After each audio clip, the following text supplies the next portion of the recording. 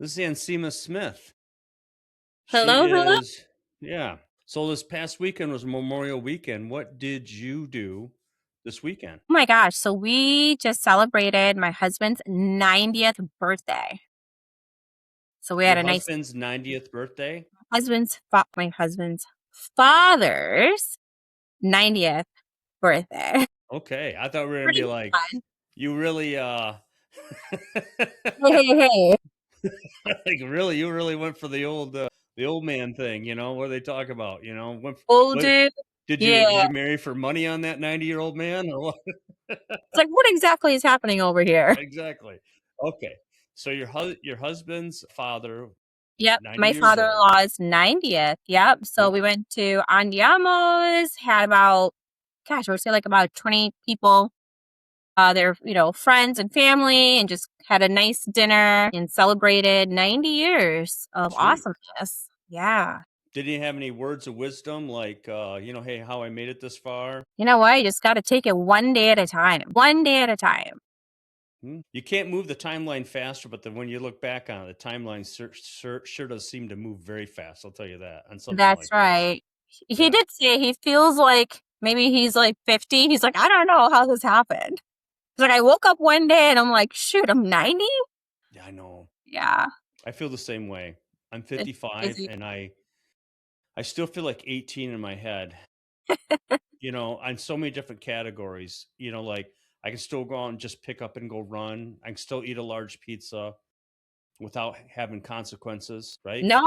Literally. A whole pizza pie? Yeah. Oh yeah. I Nice. still like eat a large pizza before a football game and still like no big deal. If I ate a large pizza, I'd be done for the day laying on the couch. Nothing. No, but no. But you're also putting some miles, right? How many miles are you running? Lately, almost none. But I got to get back. 88 days until the crim. 88 days. Nice. Are you running that?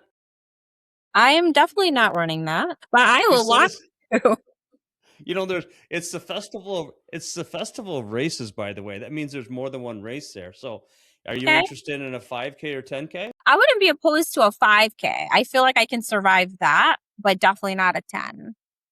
They That needs some training. No, you got 88 days to do it in, plenty enough time. Now, do they And give out a beer at then?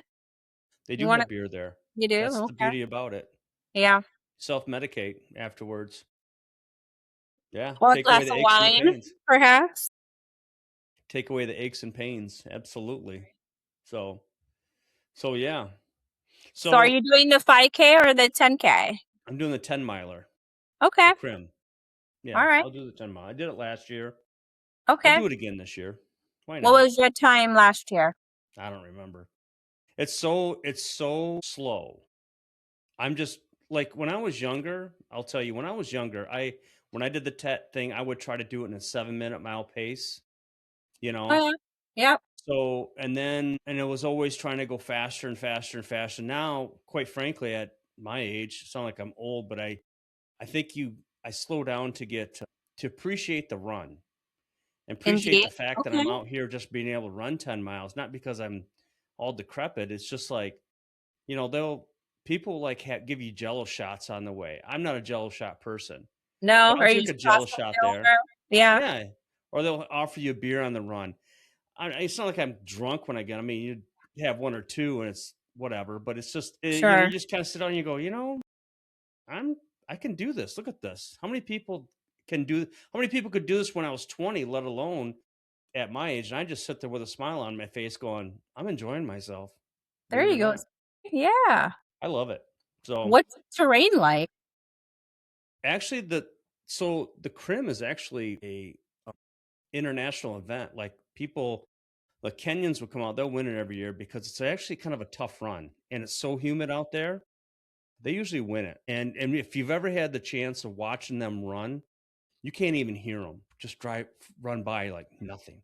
And and then they're done. And they're like, yeah, no big deal. No big deal. Easy peasy. I'm done. I'm like, find me a chair before I go to my car. I'm hurting, loving every Looking minute of over it. to the car. So you did that. That's 3 days.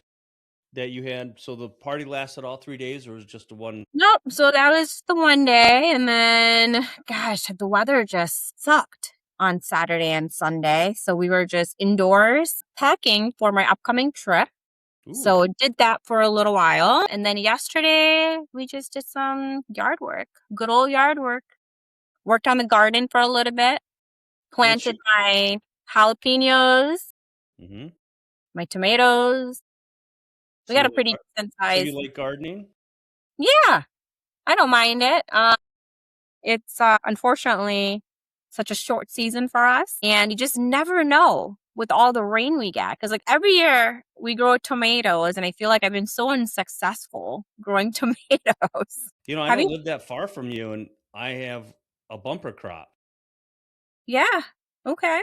So what do you mean by short season for us? I've only known this season, so I what are you talking about? What do we get? Like we typically planned around like Mother's Day weekend or a weekend over, right? So this weekend was Memorial Day weekend until about August, end of August. If we're lucky, we get maybe mid September. That's short. Okay, you must have a reference point.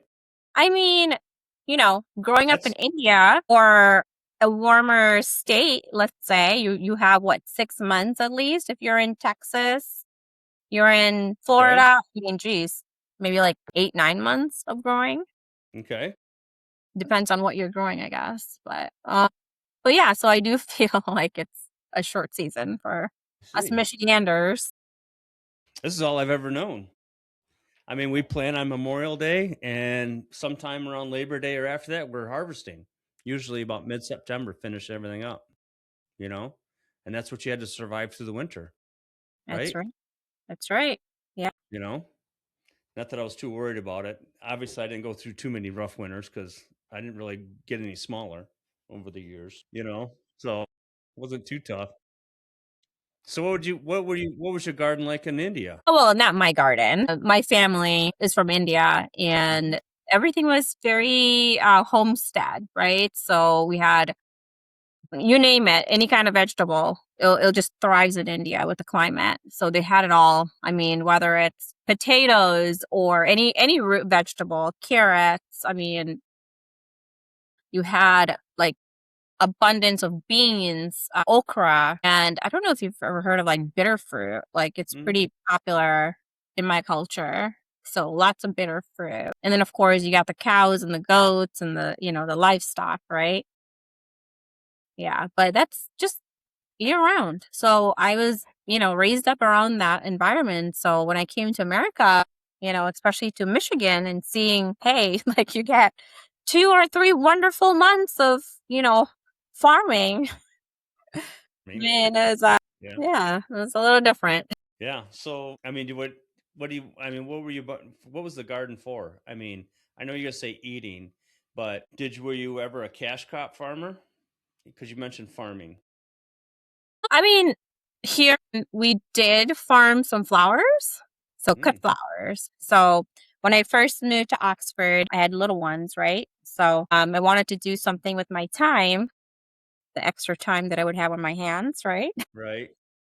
If you're not running after little kids, we actually decided to farm cut flowers, and we grew about, I would say, 40 varieties of specialty flowers.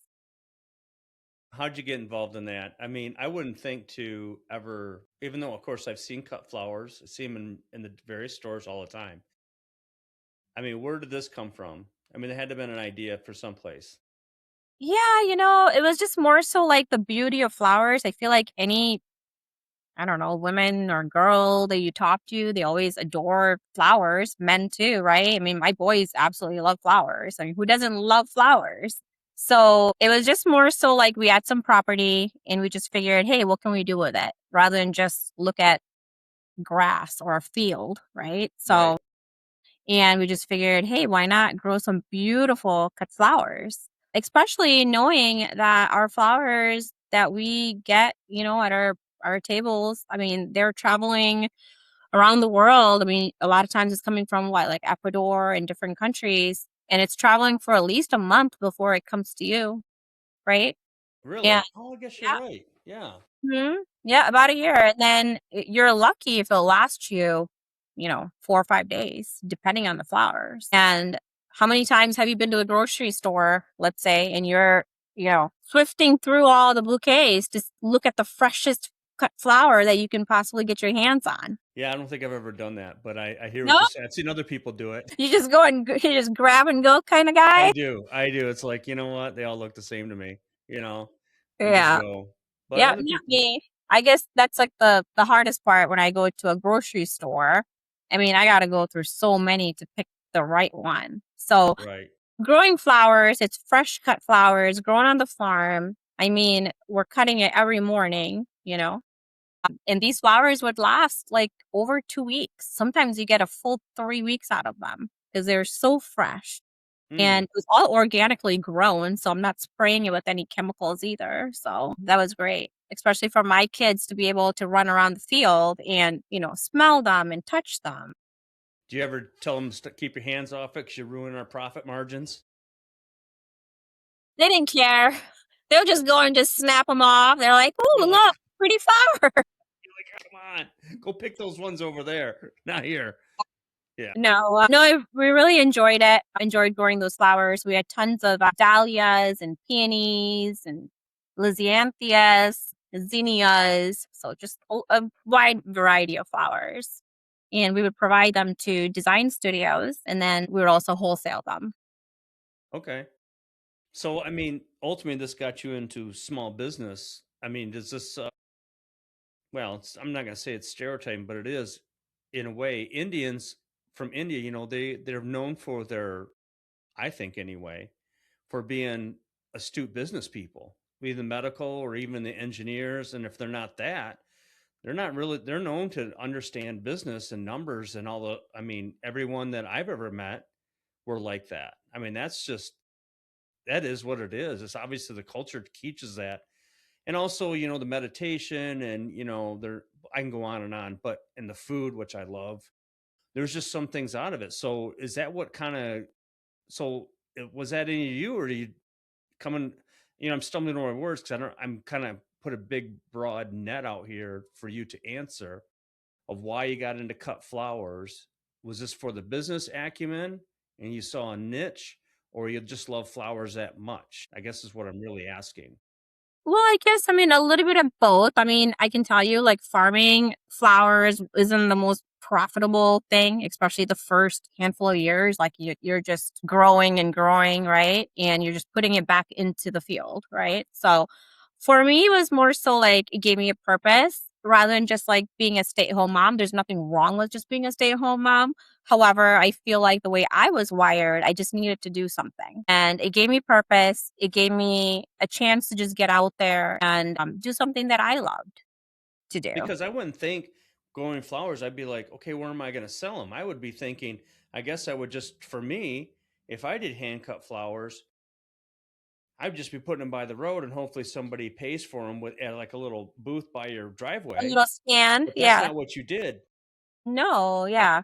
I mean, No, so you had to go to hold of somebody. yeah, so I was able to connect with some local businesses here in town, which was great because I was able to provide, fresh cut flowers for their bridal arrangements. So we have lots of happy brides, right? So Okay. especially in the summer months, I mean, who doesn't want farm fresh flowers? We also had a subscription service where, you would come over and pick up your bouquets for the week. So we did that for Really?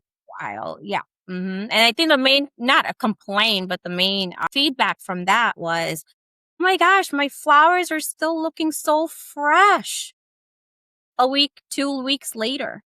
The same flowers would look so amazing. Yeah.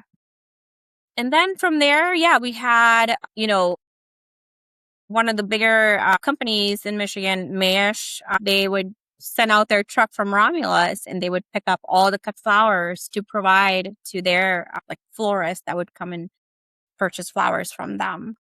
So that was Well, very exciting. so how did you get a hold of those? I mean, so you go Uh, from building this business of, hey, I'm going to put some flowers and have a garden, but it's going to be flowers. Now you have a subscription rate, but you still got to advertise that out. somebody's got to know that you exist doing this, right? And also now you're having a truck come out of Romulus, which is near the airport, and that's where distribution is. We all know that. If you don't know anything about Detroit, Michigan area, Romulus is where a lot of distribution goes out because of the big airport there. So now you got somebody coming in, and those flowers are probably getting distributed, much like Ecuador. You mentioned Ecuador, flowers coming from there. Now you're getting these, and they're much quicker to people. So are they just going locally distributed, or do you know if they're going to California or Montana, or I'm No, just picking very, places? very local. So they would pick up the flowers. So one of the accounts we had was Mayesh and another one was Viviano flowers. So Vivianos are very local, right? So Hmm. they would distribute it to their stores locally. They would make arrangements with that. With Mayesh, it was more so they had a section at their warehouse. It was all local cut flowers. So then florists or whoever could come over there and then pick up the local flowers to make bouquets with. So they don't, I mean, I guess they do deliver them too. Yeah, they do deliver them to the florist as well. But it's all local. So it's not going out of state. Okay. So I mean, because like this was just something that you just kind of dreamed up and just decided to start doing. I still can't get over that because most people in our area don't really do anything like that, let alone be an entrepreneur person. I mean, they usually just rely on everybody else to give them a job. And here you've gone from a subscription to just having some land. Let's make some money off my land, which great. And you decide cut flowers because you liked it or you found a need. A little bit of both, actually. Yeah. I mean, Sure. obviously, I absolutely loved it. And then also the need, because I then found out how flowers, they're not really local flowers that we're buying. Right. You know, you would think like, oh, I'm going to Kroger's to pick up flowers or to Meyer or, whatever store, but it's coming from out of country. Very rarely is it coming from a local farm. So you were born in India, right? Yes, I was born in India. Right. And then when did you immigrate over here? So from India, I actually went to school in Dubai. My dad used to work there on the oil rigs there. So although I was born in India, we were kind of like raised up in Dubai. So I was there until about, I would say sixth grade. Yep, about sixth grade, and then we moved to New York. Okay. Isn't that where everybody lands, right? In New York? Sure. My ancestors on my dad's side, we had to go through Ellis Island during the World Wars, so they came from Germany through there. So yeah, so Yep.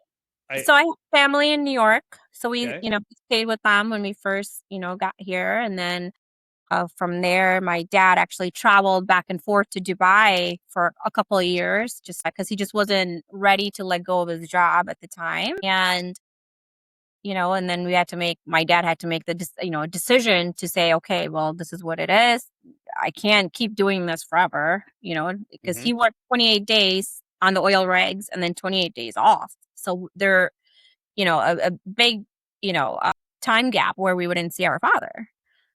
So, and then all of a sudden he's got two teenagers on his hands.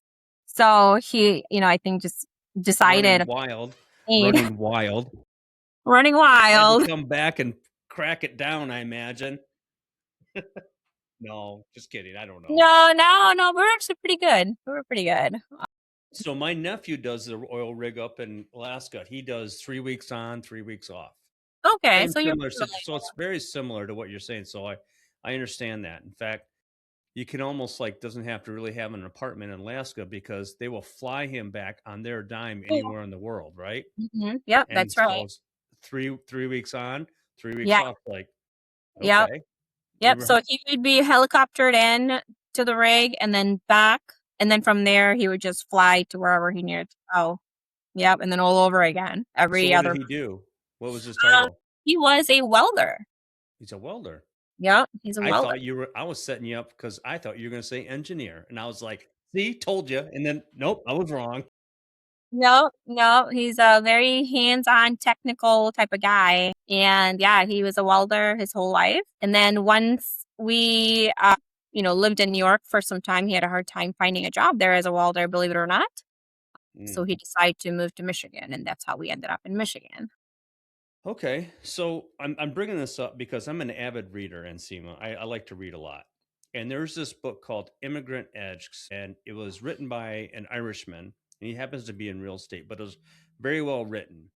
And bear with me on this. So I like this. I like this book, and I can't remember all the tenets of it, but basically, what it puts out is that the immigrants, people that immigrate to the United States, have an edge over us, over people that were born here and raised here. And at the time that I happened across this book, me being in real estate and going around the country and having different investments in different states, I was down in Texas. I think it's been about 4 years now. And I met these Brazilians, great guys. They basically came from Brazil, not a dime in their pocket, didn't really know anybody, basically burnt their boat. You know what I mean? They didn't come across in a boat, but basically like, we're not going back. And Mm-hmm. they were doing very well in real estate by hustling. And so I say this because I don't know, and so I want to know if you can expound upon this in your own personal experience, not in a academic experience, but a personal experience. By when you came over to the United States, so you came over as a teenager, but you still had influence of your mother and your father. And there's all kinds of opportunities in the United States. Like you, if you want to do anything in this country, you could stop right now, pivot, and go do this and do Just well go for it. Yep. and win. And Correct. I'm building this all up about you cut flowers, about this, about that. Where's this opportunity? And here you are. You are an immigrant because you came born in India, Dubai, and then came over here. So I want to kind of talk about this entrepreneurial spirit, this looking at our country in a little bit different thing where everybody, when they graduate high school, especially now, we're in graduation season, getting towards the end of regular school season. Everybody's going off to college because then think college, you're like, you go to college, you get a great job, you find a 401k or 401k, great benefits, and then you die, then you retire and die. And Mm-hmm. nothing's yours, and you're to one single source income.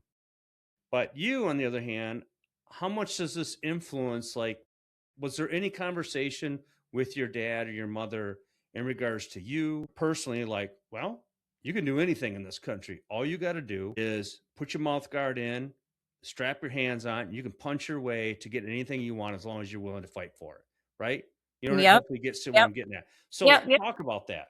Yeah, I mean, as far as like that actually came from my uncle, believe it or not from my parents. So my parents were very traditional. It was you're either going to be a doctor, nurse, or an engineer. Like that's it. End of story. They're very, very traditional. Now, my uncle, my mom's brother, he I believe like moved to New York when he was, gosh, like maybe like 18 or 20. So he's been here a very, very long time when we came to New York. And he worked in radiology in the medical field. And he's always has told me that you can do whatever you want. And I remember as a kid, I'm like, what do you mean you can do whatever you want? Like, it doesn't work like that in India, right? It just doesn't. Pretty much like your parents tell you like what you're going to do as far as education or even who you're going to marry. I mean, that's just the way it goes. So coming here and hearing those words from my uncle, you know, you can be whatever you want. And it like lit something in my brain. Because those are words that I've never really heard my parents say that to me. So it's kind of like the opposite of what I've always heard. It's always study hard, study harder, and then you can be this person, you know, doctor, nurse, or an engineer type of person. And I'm like, nope, I don't want to be either, none of those. So my uncle, he invested a lot into real estate as a young age. He's had apartment buildings, he's got single family homes, he had land in New York and Pennsylvania. And he would take me with him sometimes to check on tenants or if, he maybe like some repairs that need to be done. So he would always talk about real estate. And I always wonder, like, what is he talking about? Like, as a, 13, 14-year old, I'm just, You mean like, you mean you didn't get that information from your public schools? yeah, right? They What? weren't teaching this in school. Oh my Yeah, god, you mean like finance and money and stuff like that and how to do other stuff? What? exactly. Yeah. So I know, wild, all right. Yeah, crazy. Yeah. So I was just hanging around him. I believe gave me that deep desire of real estate, gave me an understanding of what this is. He's like, wow, you can. you can make money and park it into real estate and make more money with that. It's like, wow, mind blown. Right. Yeah. So that's how I, honestly, like got the knowledge of real estate, what, being a tenant or a landlord, what that meant. Mhm. I learned that from him. And he was also like heavily invested in stocks. So he would make me read the New York Times at the time. Yeah, yeah, at the time. I And did too. yeah, he would make me read it out loud to him. And it was just the most bizarre thing. I mean, I remember my cousins would be like, "Oh my gosh, what are you doing? This is crazy. Like, I'm not reading that section." It was so boring. But I would sit there and read the stocks out loud to my uncle. So why, he couldn't read? No, of course he can read, but I think it was just more so he just wanted to help me understand it That's what I thought and you were gonna put say. me in It that forced you to world. read the book, right? It forced you to read the book. It wasn't a book, but it was in place of the textbook that is just based upon who knows what. Like, I And see, needed to I had know. no idea. I had Right, no idea what I was reading. right, right, right. But it I was just it would pop in one day. It would. It's there. Yeah, it just clicked. I'm like, "Okay, this is what this crazy guy was trying to tell me." Okay, I get it. So so you have your, I mean this all tongue in cheek, your crazy uncle who's not conforming to anything in your family or traditions of India, so to speak. Despite the fact I'm pretty sure there's property owners in India and thriving in that, but so you have any brothers or sisters? I do, I have a sister. Okay. Is she in the medical field, engineer field, or Guess, Steve. If you had to take one guess, well, I think it's going to be medical field. there you go. Yep. There you go. But So, she's always known. She's always known. I believe like she was like 3 years old walking around, telling everybody how she's gonna, she wants to be a doctor or a nurse or whatever. That's what she desired that. I didn't. yeah. Well, I think if you will it, you can make it happen. I don't care how smart you are. There's just if you have that desire, you can do it. If you just keep that Absolutely. desire going, Yep. at any age. I mean, no, I wouldn't want to start going off and become a doctor right now. I could do it. I'm not that smart, but I You don't can want to spend still my do it. next 10 years That's not just how to you make it. the No. next 10, 12 years of your life, no? Yeah. Yeah, no. But so you get this entrepreneurial from your uncle to go around and saying there's these opportunities out there. What was that conversation? Because there's also, since we're talking about we are in the graduation time of the year when high schools are graduating. So go back, well, you probably graduated high school 5, 6 years ago, something like that. Something like that. And you go back there, and what was that conversation like on graduation day? You're like, well, I'm going off to be an entrepreneur. I'm going to make cut flowers and work my way into the real estate industry. And your parents are like, Yeah, right. My parents would have oh my god, I don't even know. My parents would freak out if I told them I'm gonna be a farmer. Are you kidding me? Like, "We didn't come to America so you can be a farmer." so what was that like? No, so they actually wanted me to be a nurse, and in fact, I enrolled in college, went to nursing school to appease my parents because that's although I did not wanna be a nurse, not that I care for people, but I just didn't see that as a future for me. However, I did it just to please my parents, and I was in nursing school my 2nd year and realized this is just not for me. What am I doing? I cannot do this. So then I dropped out. Well, let's hear that conversation. Because I imagine you just didn't come home and just go, I brought a pizza home, and by the way, I'm out of nursing school, and what's on TV tonight, things like that. I don't think that went over like that. Yeah. No, no, no. It was terrible. It was like the worst news I could possibly come home with. And yeah, I took a little break after that. And from there, I actually, believe it or not, I was renting at the time in Novi in an apartment and decided, you know what, I need to stop throwing my money away and I'm going to purchase my first home. So that's what I did. And my parents freaked out. That's not something they thought I should be doing because how old was I? Like 20? Okay. 20, yeah, about 20 years old, and not a nurse, not a doctor, not an engineer. I worked in sales. So I don't know if you've heard of Backrack. It was a men's clothing store. It was a custom like suiting type of I store. seem to think I've heard of that, but so you were sales, it was suits. You sold men's suits, right? Yep, men's clothing. Yep, Men's clothing. business hire. Yep. So we used to do made to measure suits there. So we would have, business guys come in and measure them up. And within, I would say about 3 weeks, 3 to 4 weeks, we would have the custom suit ready for them to pick up. Nice. So yeah, so I worked in sales. What'd you And learn while I, there? What did you learn? Now, I'm pretty sure that wasn't your life ambition because you're clearly not in it now, but you obviously took something away from that. Not the fact that you can spot a nice suit across the room with the fine stitching. You took away something else from there. What was that? What was that experience? you know what? That's where I learned networking.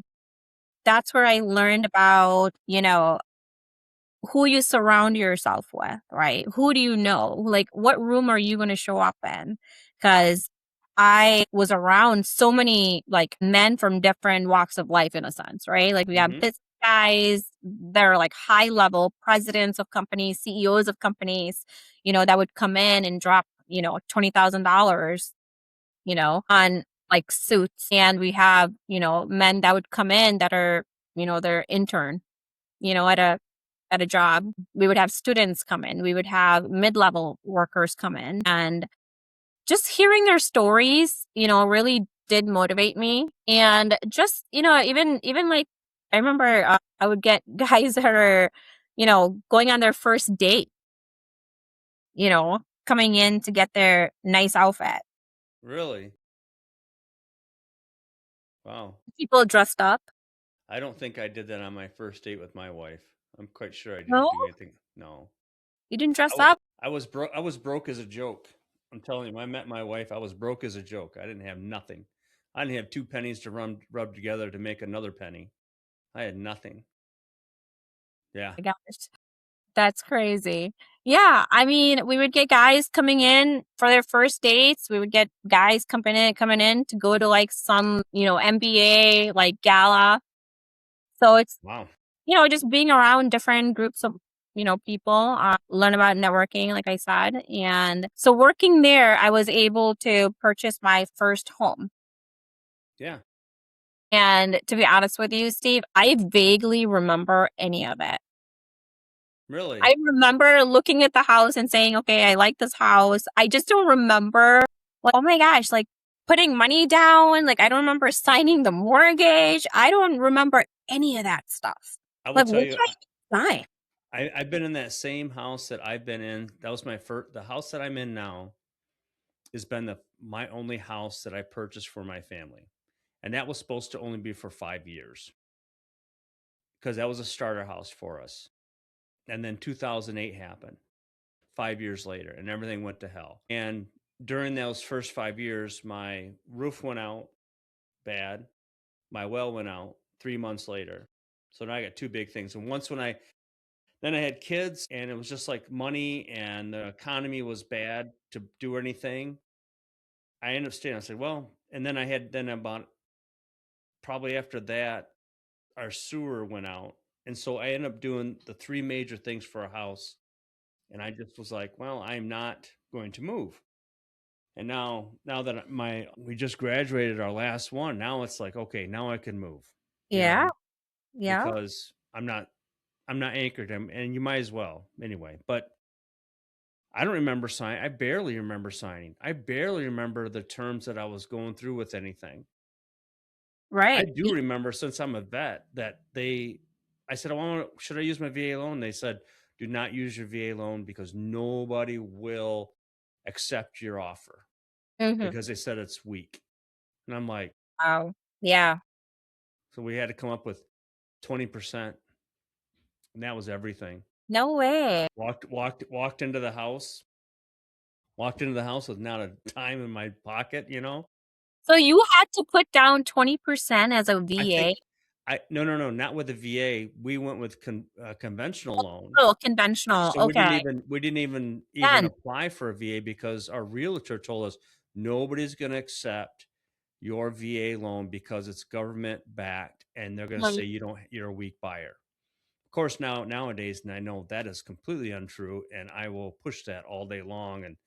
And some old timer realtors still believe it, but that anyway, is wild. Yeah. Even the whole 20% down, because a lot of people, we just chose to do it because we saved up that money and right. we thought that was a responsible thing to do and try to get, it was still, for me, it was like any debt is bad debt. Get that debt down no matter what. Work, work, work. Yeah. You don't have debt now. Shit, I got all kinds of debt now, but I have good debt, not Good, bad good, debt. good stuff. Right. Yeah, Right. I don't have liabilities. I've got, their Right. assets. So, but that's a different story, different time. But so yeah, because I don't remember mine either, and you probably weren't that well educated, at least probably from whoever taught you about anything. I bet you they didn't sit down and say, they just were like sign, initial, right? Sound about right? Pretty much. Yeah. You did the inspection, they just go, well, I think your house is, it's good enough for this loan to take it. They didn't care about you. They want to know Right. the inspection to see if the loan would accept that house. Am I Yeah. right? She said, yeah, sure. Okay. Whatever you say. And it was a fixer upper. It needed some work. Yeah, which is fine. And then but they were looking for the inspection just so it double stamps so the loan officer or the appraiser will praise for what it is so you get into your house so they get the Yep. sale, Exactly. which is the biggest here I'm gonna cuss here, biggest bullshit tactic that you could ever have in a real estate transaction. Don't even look at anything. Just let's just try to get the loan, get them on and get that transaction. Screw the client. Well, that's why you need a good appraiser out there, right? Yeah. Yeah, sure, that too. But Knows what somebody's they're gotta be talking. looking out for you, right? Mhm. Yep. For your best interest. Yep. Mhm. Yeah. That's why but anyway. So then you do the cut flowers things. You are now an entrepreneur. You gave up nursing school. Said, you know what, this isn't for me. You tried to please everyone and you're Yeah. not pleasing yourself. And sometime in between your house and dropping out of it's not really dropping out. You never really want to be there anyway, because dropping out is such a bad term. But you didn't want to be there in the first place, and you're starting to go on your own way, doing your own thing. Now you weren't married at the time, were you? No, I was not. So you get your own place. Some dude comes along, your current husband says, "You know what? She has her own place. She's got her act together. I'm gonna hitch her. I'm gonna make sure I put a ring on her finger to anchor her in." And you move. Then you eventually sell it, and you come out to the Oxford area. Yeah, well, from there, we actually lived in Sterling Heights for a little bit. So we purchased our first home together, me and my husband. And while we were living there, we decided, hey, you know what? We need a little more like elbow room because we're going to be growing a family here. And my husband, he's from Romeo. So he's used to, the nature before it was all built up, right? So he had some, room growing up. So yeah, that's exactly what he wanted for his boys. So that's what brought us to Oxford, really. Right. And we actually looked for, God, I would like to say like a little over 2 years to find this property that we're on right now. Yeah. Well, they're Yeah. out there if you keep looking for it.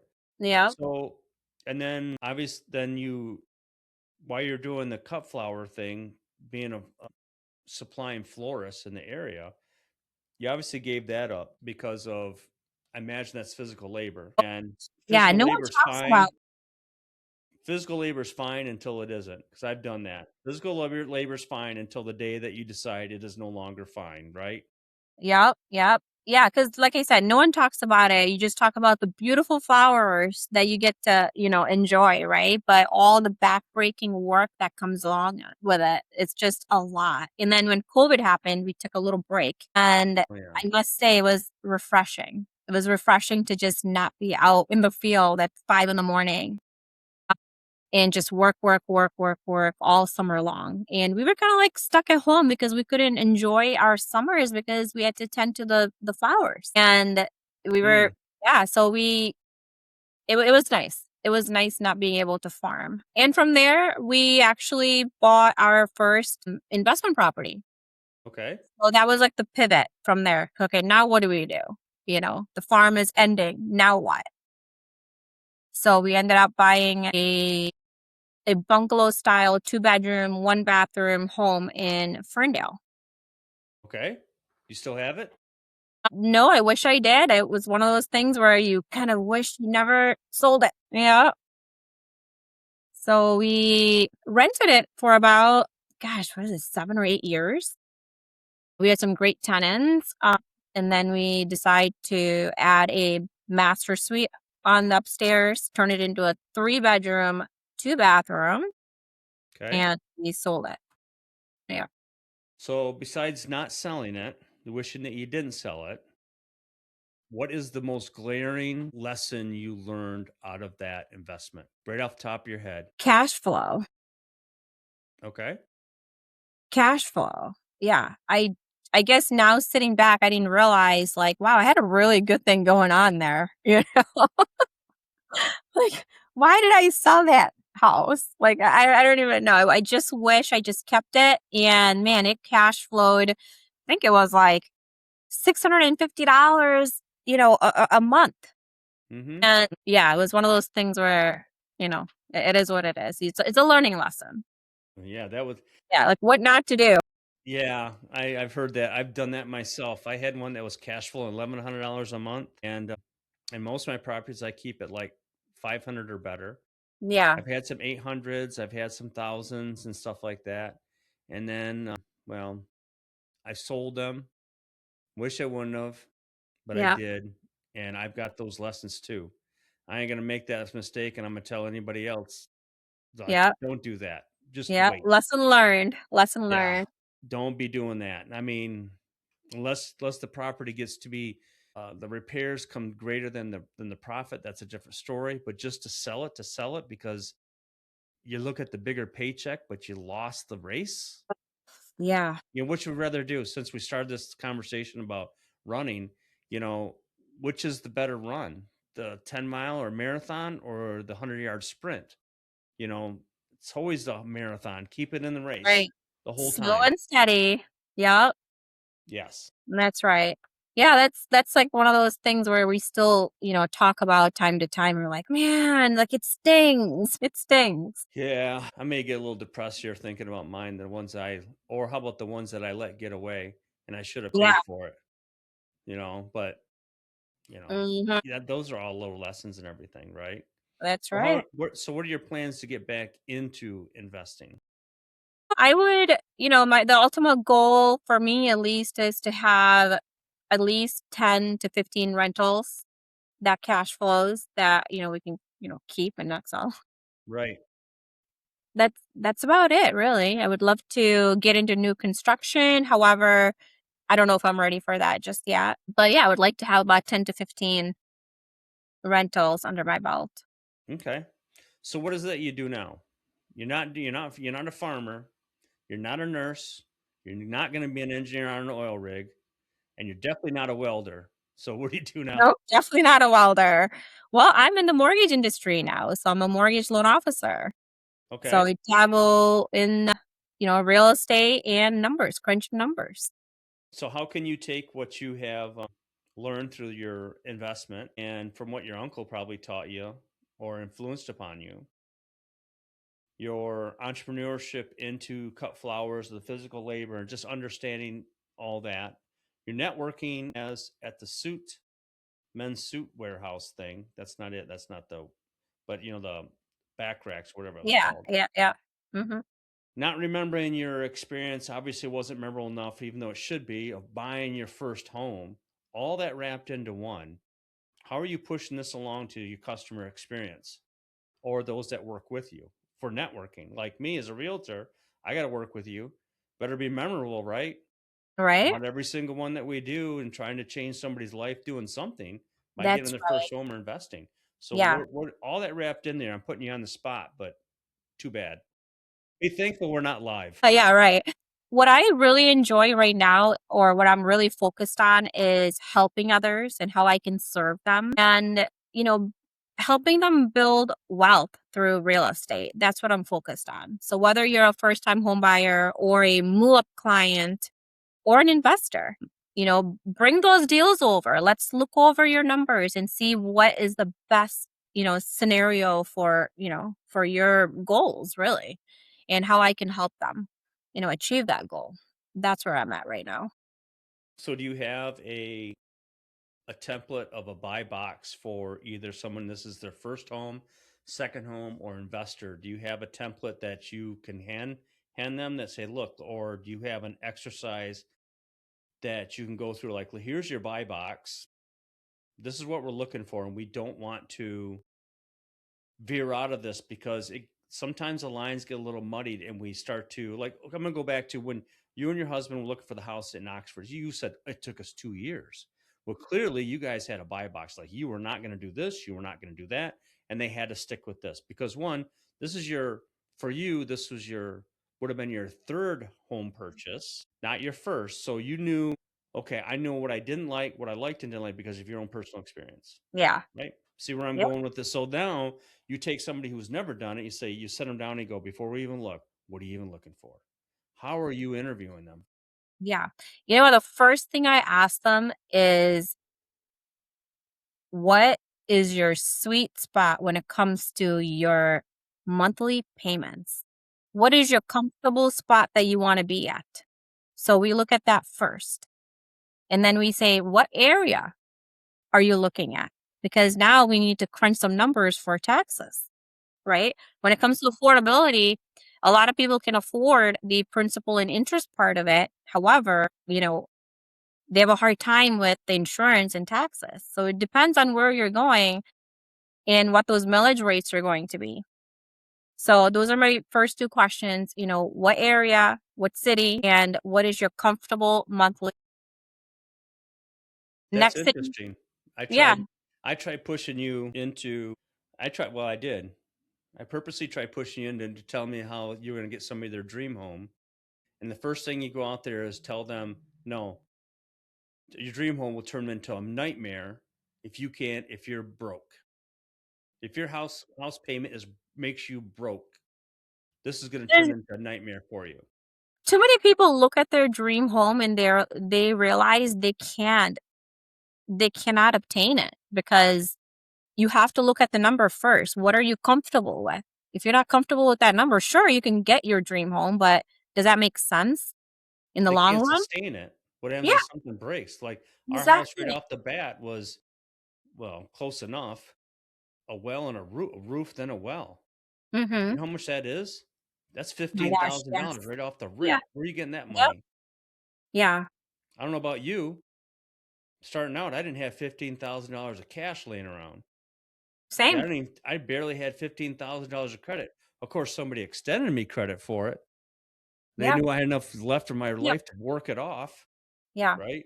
Which is Not sad. to mention, every first-time homeowner, they're always looking for their dream home, and I try to tell them, "Trust me, this is not going to be your dream home. You're not staying in this house forever," because they truly believe that. They're looking for their dream home, and they believe that they are going to die in that home. Doesn't happen. Does not happen. I mean, you may, what, They get want their 5 to parents' 7 house. years? They want their parents' house, and I'm like, "Why do you want your parents' house?" I mean, basically what they say. 'Cause you almost like I haven't done this, but you almost like, "What does your mom and dad's house look like?" Because 'Cause they'd probably almost throw up that picture. So that's what I want. Yeah. Nope, nope, nope. Yeah, I mean, most people, they're in their home for about 5 to 7 years on average, and then they move up. So, I tell them not to worry about that. You don't have to have it all, because it's gonna be hard to check all those boxes as a first-time homeowner. So, to summarize all this, so you got a lot of world experience, a lot of different influences in your life, and maybe not directly from your parents, but still some.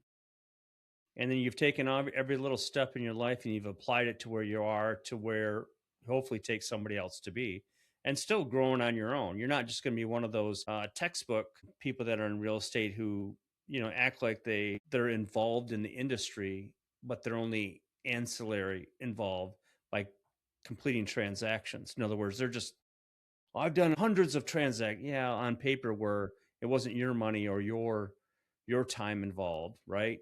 Yeah. That's a big difference Yeah, because huge. you know that I get every time I buy something, don't think I don't get a little geeked up, a little stressed. I'm not always calm, cool every time I buy it because you never know. And that's the Right. excitement of it too, by the way. But Yeah. still, I still get a little nervous Oh, when I yeah. get involved, right? We all do. Yeah. And Yeah. so anyway, so you got all that experience coming into head to help guide people and yourself and keep moving forward. So you always said you're going to try to have 10 to 15 mortgages, correction. 10 to 15, well, yeah, mortgages too. 10 to 15 rental properties. So what else is in your future? What do you think you'll be at in a year from now? A year from now, oh, that's a good one, Steve. I would at least like 2 more rentals to add on and just grow and meet people and see how I can serve them, really. How many families and how many lives can I change? That's where I'm at. Okay, that's great. Yeah. All right, any final words? I'll keep rocking on. Keep rocking on, keep meeting people, get out there and, you can just change one person's life. I mean, why not? Yeah.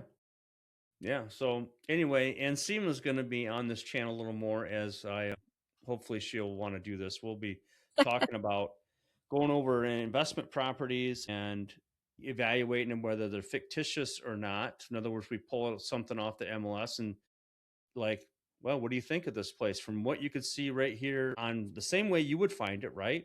You find them off there or off Facebook Marketplace or whatever, any kind of thing that where you may get presented with it, and we could actually evaluate and discuss this from beginning to proverbial end, right? This would be something we could Absolutely. do, Yep. including like what's we think the taxes are, what we think the payment would be, how much it's going to cost. And that could even go for first time home buyers who are looking to actually create money to make money with their house, not be a liability, but Mhm. maybe take a house that isn't so nice and say, you know what, like I did earlier this year, somebody didn't have a very nice house. They end up 4 years later walking away with $160,000 check. Yeah. You Mhm. know, that's a smart move right there. Now they're in a nice house, much Yep. nicer house, but they Mhm. made the other one nice too. But anyway, Yeah.